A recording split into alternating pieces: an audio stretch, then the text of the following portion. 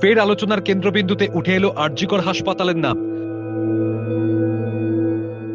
মালদায় রহস্য মৃত্যু কলকাতা আরজিকর মেডিকেল কলেজ হাসপাতালের তরুণী পড়ুয়ার।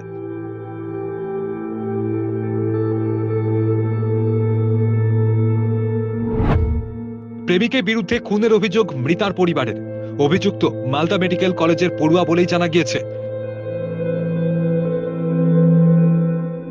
গত সোমবার মালদা মেডিকেল কলেজে প্রেমিকের সঙ্গে দেখা করতে যান আরজিকরের ফাইনাল বর্ষের চিকিৎসক পড়ুয়া অনিন্দিতা সোরেন।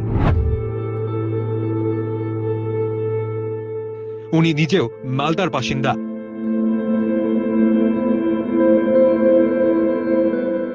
সূত্রের দাবি, সেখানে কোনো কারণে প্রেমিকের সঙ্গে বচসা হয়। প্রেমিক মালদা মেডিকেল কলেজের ছাত্র, একই বর্ষের। তারপর তিনি অসুস্থ হন।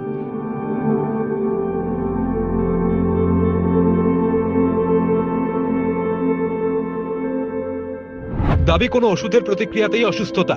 তারপর মালদা মেডিকেলে ভর্তি করা হয়। বেশি অসুস্থ হয়ে পড়লে আরজিকরে আনার চেষ্টা করা হয় বলে খবর। রাস্তাতেই আরো খারাপ পরিস্থিতি তৈরি হয়। এরপর নিয়ে যাওয়া হয় মালদা মেডিকেলে। সেখানেই মৃত্যু হয় ওই ছাত্রীর।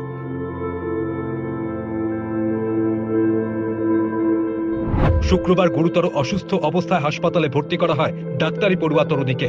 আজ চিকিৎসাধীন অবস্থায় মৃত্যু হয় তার। পরিবারের দাবি, তাদের ফোন করে বলা হয় মেয়ে মালদা মেডিকেল কলেজে ভর্তি। সেখানে পৌঁছে তারা দেখেন তার মেয়ের মুখ দিয়ে ফেনার মতন কিছু বেরোচ্ছিল। প্রেমিকের বিরুদ্ধে কিছু খাইয়ে মেয়েকে খুনের অভিযোগ এনেছে মৃতের পরিবার।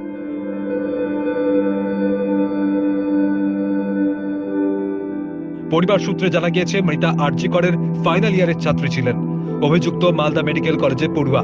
মৃতার পরিবারের দাবি, দুজন গোপনে পুরীর জগন্নাথ মন্দিরে বিয়ে করেছিলেন। এর মধ্যেই অন্তঃসত্ত্বা হয়ে পড়েন তরুণী। তারপরেই সম্পর্কে তিক্ততা বাড়ে। দুজনের প্রায় ঝগড়া হতো।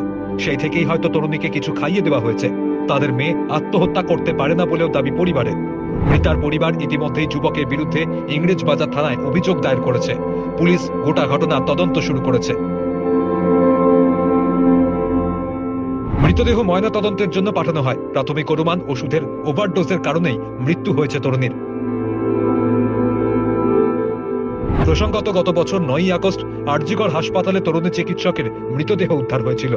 ময়নাতদন্তের রিপোর্টে জানা যায় তাকে ধর্ষণ ও খুন করা হয়েছিল। ওই ঘটনার প্রতিবাদে রাজ্য থেকে সারা বিশ্বে আন্দোলন আলোড়িত হয়ে ওঠে। প্রথমে কলকাতা পুলিশ, পরে সিবিআই এর হাতে এখন তদন্তভার।